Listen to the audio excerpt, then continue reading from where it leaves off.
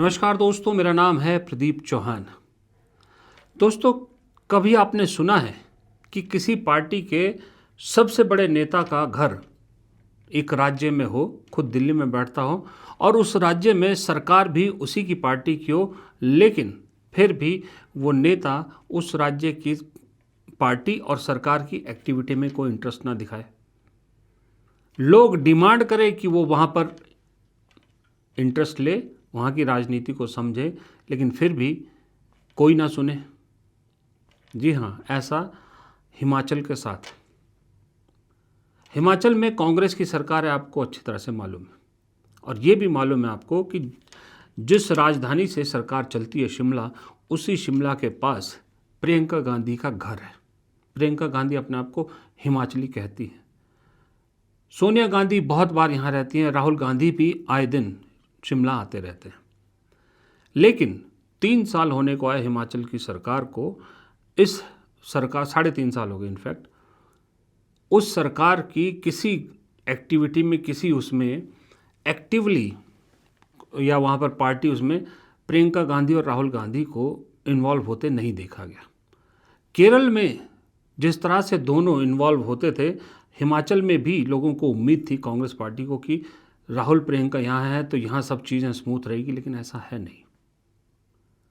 2027 के आखिर में विधानसभा चुनाव में जाना है हिमाचल को, और उत्तर भारत में इकलौती सरकार है हिमाचल में कांग्रेस की, उत्तर भारत में हिमाचल में।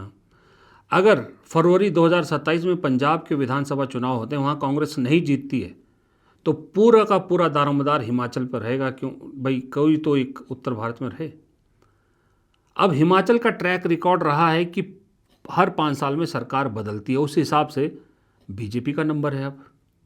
लेकिन जब राहुल गांधी, प्रियंका गांधी लगातार यहाँ आते हैं, सोनिया गांधी आते हैं, तो आप उम्मीद कर सकते हो ना कि यहाँ चीज़ें और राज्यों के मुकाबले स्मूथ होनी चाहिए, स्ट्रीमलाइन होनी चाहिए, लेकिन ऐसा है नहीं। पंजाब में निकाय चुनाव में कांग्रेस को हार मिली, आम आदमी पार्टी जीत गई।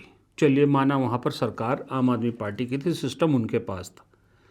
उसके अगले ही दिन हिमाचल के निकाय चुनाव के नतीजे आते हैं। 4 नगर निगम में से 3 बार हार मिलती है, 1 जगह भी कांग्रेस जीतती है।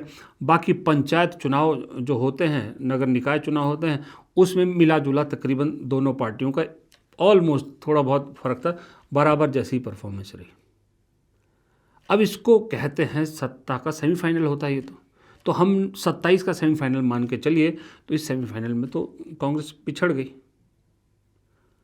बावजूद इसके कि प्रियंका गांधी, राहुल गांधी दोनों आए दिन यहाँ से आते जाते रहते, तो कभी यहाँ पर हिमाचल में क्या हो रहा है कोई सुध-बुध नहीं ली गई।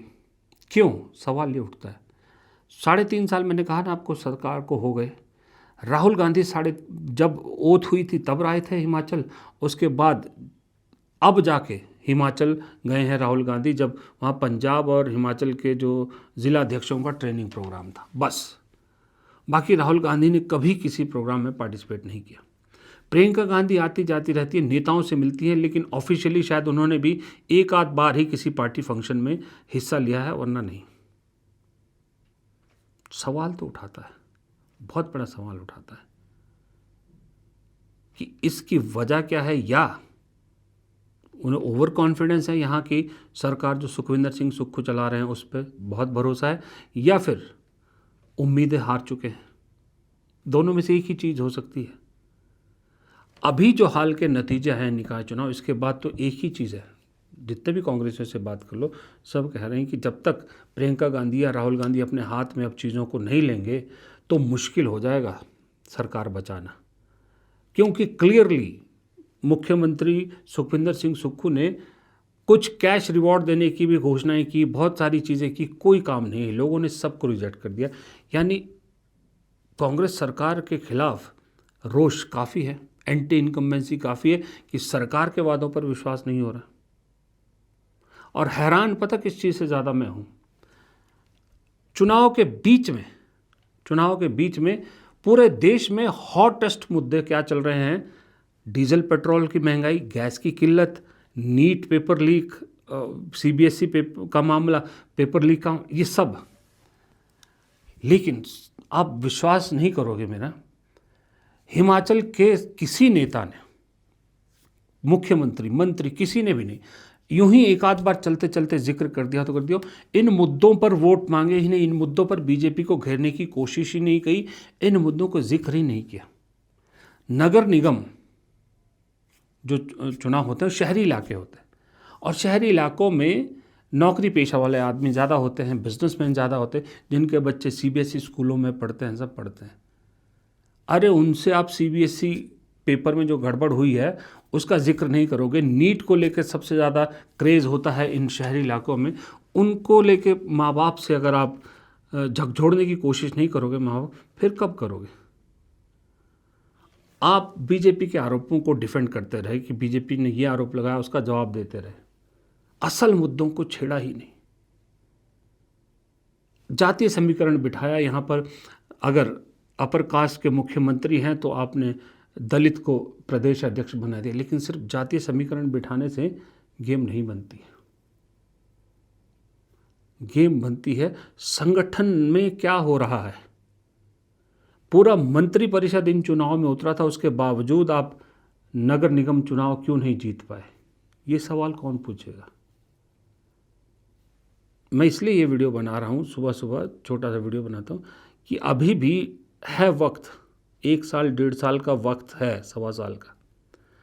इस वक्त भी अगर दोनों भाई बहन में से कोई एक अपने हाथ में इसकी जिम्मेदारी ले लें तो सही में बता रहा हूँ चीज़ें बदल सकती हैं। और उससे भी इम्पोर्टेंट है कि कोई ढंग का प्रभारी हिमाचल भेजिए। पहले भेजे थे शुक्ला जी, हमारे राजीव शुक्ला जी। अब आपको मालूम है अनुराग ठाकुर भी हिमाचल से हैं, और राजीव शुक्ला का पहला प्यार हमेशा क्रिकेट रहा है, कांग्रेस तो दूसरे नंबर पे। आप सोच सकते हैं फिर क्या आगे सेटिंग है। उसके बाद आपने भेजी हैं रजनी पाटिल। मेरे ख्याल से रजनी पाटिल का भी संगठन को लेके कोई बहुत तीर नहीं मारे हुए उन्होंने, और ना ही उन्होंने ज़मीनी हकीकत पता है उन्हें कि चुनावी रणनीति खास करके पहाड़ी राज्यों में कैसे राजनीति होती। तो कोई ऐसा भेजिए जो ज़मीन पे चुनाव लड़ना और लड़वाना जानता हो। जो राज्य को चुनाव में जाना है अगले साल, जो 7-8 चुनाव होने हैं, कम से कम उन राज्यों में तो ऐसे लोगों को डिप्लॉय कर दीजिए। जो आपको इनामी पोस्टिंग देनी है उनको ऐसे राज्य में दीजिए जहां 4 साल 3 साल 5 साल अभी है चुनाव के लिए। कम से कम यहाँ तो सही कीजिए। आरजी पीजी दोनों में से कोई जिम्मा लीजिए और ढंग का प्रभारी दीजिए, तभी 1-1.25 साल बाद 1.5 साल बाद जो विधानसभा चुनाव हैं आप कहीं मुकाबले में हैं। वरना तो जो बीजेपी मजाक उड़ाती है ना कांग्रेस का यहाँ पर कि पूरे विधायक एक ऑल्टो में आ जाएंगे, कहीं वो सच ना हो जाए। नमस्कार।